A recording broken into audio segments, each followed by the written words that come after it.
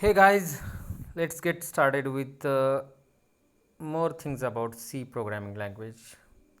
We are having the subject imperative programming. Through that imperative programming subject, we are going to learn lots of things about C programming language. So let us see little bit things in C language. This is the simple program that we have seen in last lecture. Printf hello world. Now let us see what actually token is. Tokens in C language. A C program consists of various tokens, and token is either a keyword, an identifier, a constant, a string literal, or a symbol. That can be a token. As for example, following C statements are consist of 5 tokens. It has the 5 tokens: printf, hello world, /n. These are the tokens. Every language has few kind of things. Let's give you simple example of English language. What is English language has? Character set A to Z, small case, A to Z capital, 1 to 0, 0 to 9. These are the things. From these things English language is built. Similarly, in C language we are having the tokens, and there comes the main part of C language, that is the semicolons.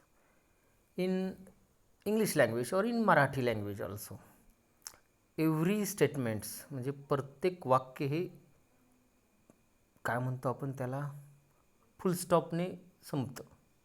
फुल स्टॉपला मराठीत काय म्हणतात, I don't know, let it be. पण C लँग्वेजमधले प्रत्येक वाक्य हे सेमिकोलननं end होतं. In C program semicolon is a statement terminator. म्हणजे प्रत्येक स्टेटमेंट एंड व्हायच्या अगोदर तुम्हाला सेमिकोलन द्यावं लागतं. जसं printf hello world /n semicolon दिलं. प्रत्येक स्टेटमेंटच्या शेवटी return 0 semicolon.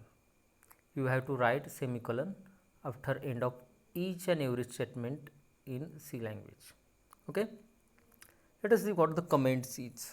I have explained you in last example what comments are. Comments are will not be processed. Comment हा प्रोसेस होत नाहीत, अजिबात प्रोसेस होत नाही. कमेंट ह्या फक्त तुमच्या माहितीसाठी, हा प्रोग्राममध्ये तुम्ही काय करणार आहात हे तुम्ही माहिती लिहून ठेवायची म्हणून लिहून ठेवता. कमेंट जसं इथं ही /* ही कमेंटची सुरुवात होती. My first program in C, इथं एंड झाली कमेंट */ने. Okay, then there comes the another concept, identifier. what is the identifier? Identifier is the name you are going to give to the various things in C language. C language ज्या गोष्टी वापराल त्यांना identifier द्यावं लागतं. Let us see the various example of identifier in real life और इंग्रजीमध्ये बघूयात. Identifier म्हणजे नावं. आपण खूप काही नावं देतो ना, मुलांची नावं सांगतो, झाडांची, फळांची नावं दिलीत. कसा असतो नियम, काय असतो नाव देण्यामागं? तसेच नियम आपल्याला सी एक लँग्वेज शिकतो आहे आपण. जशी इंग्रजी, मराठी, हिंदी तशीच सी शिकायची आहे. सी सारख्या खूप काही लँग्वेजेस तुम्ही शिकणार आहात. म्हणजे इंग्रजी शिकता तुम्ही, मराठी शिकता, मराठीत बोलता. तसं सी लँग्वेज पण ते बोलायचं नाही. कुणाशी बोलायचं आहे सी लँग्वेजमधून? कम्प्युटरशी बोलायचं आहे. कम्प्युटरकडून कामं करून घ्यायची सी लँग्वेजमधून. तेच काम करणार आहोत. आयडेंटिफायर म्हणजे नाव. जसं तुम्ही इंग्रजीमध्ये मराठीमध्ये नाव देता, ओके, तसंच इथं पण नावं कशी द्यायची, नियम आहेत. काहीसे नियम फक्त लक्षात ठेवायचे. Identifier starts with capital A to capital Z और small A to small Z. म्हणजेच आयडेंटिफायर नाव हे स्मॉल ए किंवा capital A to capital Z to small Z कुठल्याही ह्यानं चालू होतं. किंवा अंडरस्कोर हे कॅरेक्टर नावाच्या सुरुवातीला पण देऊ शकता. ओके, आणि हे ए टू झेड झाल्यानंतर तुम्ही हे डिजिट्स पण वापरू शकता, 0 to 9. ओके, मग इथं दिलेत आयडेंटिफायर. आयडेंटिफायर हे केस सेन्सिटिव्ह आहे, कारण सी लँग्वेज ही केस सेन्सिटिव्ह आहे. जशी तुमची इंग्रजी पण केस सेन्सिटिव्ह आहे. कॅपिटलचं स्मॉल केलं की अर्थ बदलतो. अर्थ बदलत नाही पण खूप गोष्टी बदलतात.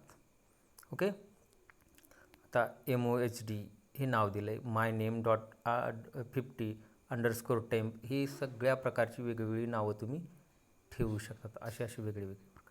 ओके. आता कीवर्ड्स काय आहेत तर मला ह्या प्रोग्राममध्ये दाखवतो.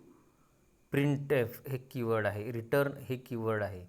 कीवर्ड म्हणजे काय, ते सी प्रोग्रामने त्यांना काहीतरी मिनिंग दिलं आहे. रिटर्न काय करतं, ऑपरेटिंग सिस्टीमला हे 0 रिटर्न करतं. असे सीमध्ये खूप कीवर्ड आहेत. एवढे इथं auto, else, long, switch, break, खूप कीवर्ड आहेत. ओके. आणि व्हाईट स्पेसेस म्हणजे काय, white spaces, see let me explain you white spaces. White spaces तुम्ही स्पेस देता त्याला व्हाईट स्पेसेस म्हणायचं. तुम्ही जेव्हा एखादा स्पेस देता त्याला व्हाईट स्पेस म्हणायचं. किंवा टॅब देता, स्पेस टॅब ह्या संकल्पना तुम्हाला माहीत असतील. किंवा नवीन लाईनला येता, न्यू लाईनला येता, त्याला म्हणायचं व्हाईट स्पेसेस.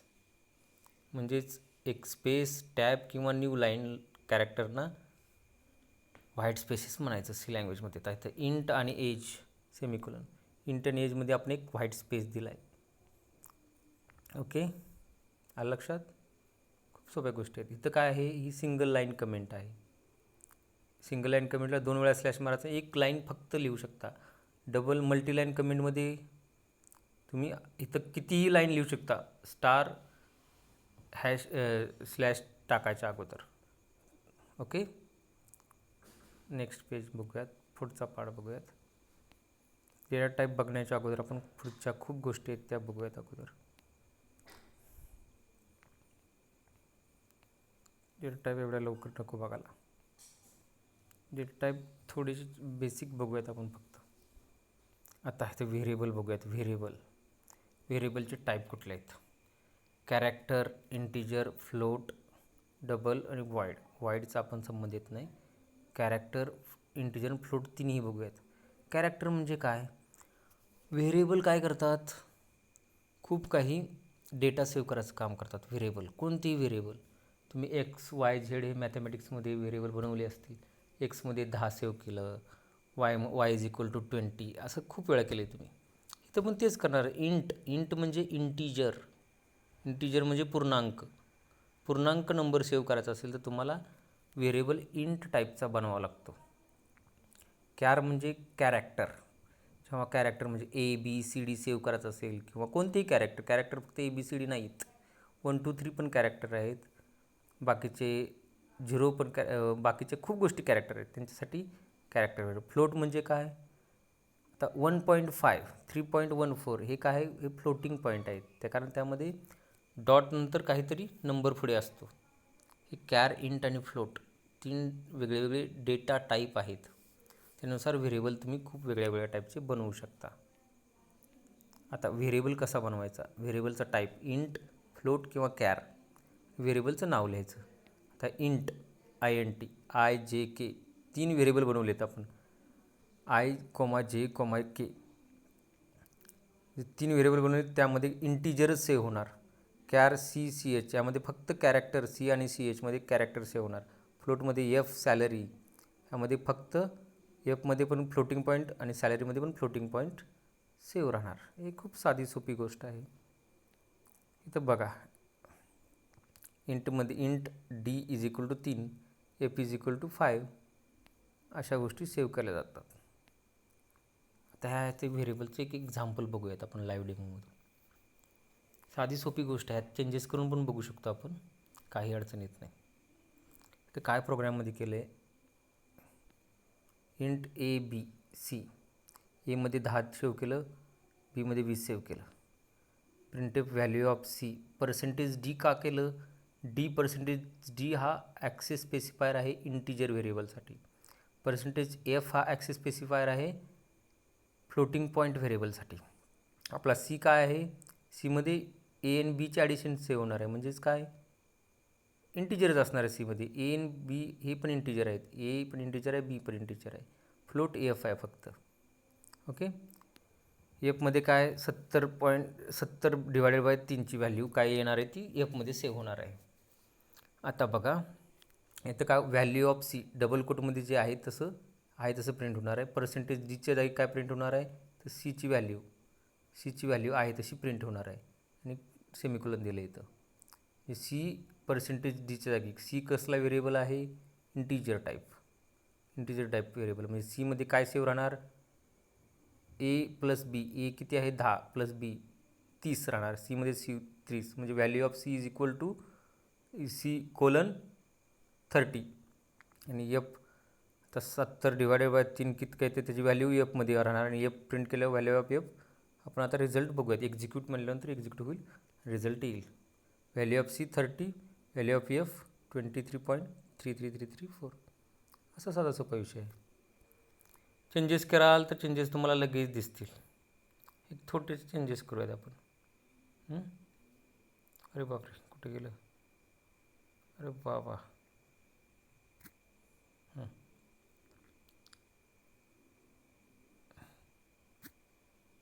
अरे हे विषय घाण होतो.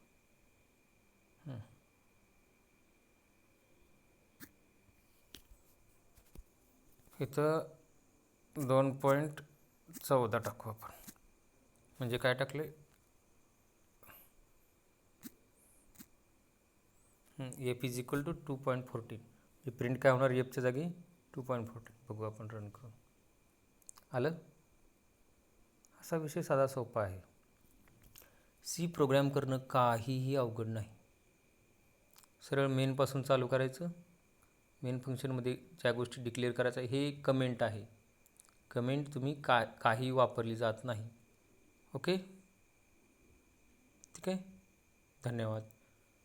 काय अडचण असेल तर लगेच कमेंट करत चला, मी लगेच सांगेन. Okay, thank you.